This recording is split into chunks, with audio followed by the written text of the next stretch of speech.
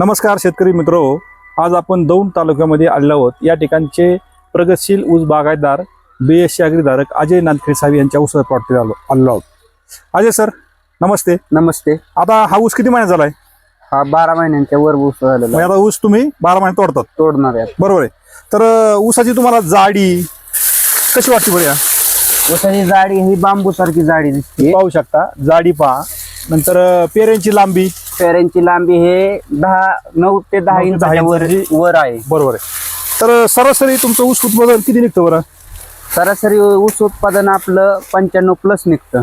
95 निघतं 12 महिन्यात। 12 महिन्यात। तर तुम्ही किरण टेक्नॉलॉजी वापरून समाधानी आहात?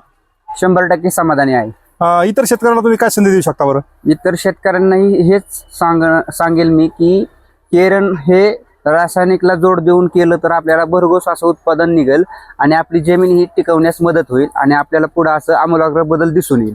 ओके, दिलेल्या माहितीबद्दल धन्यवाद।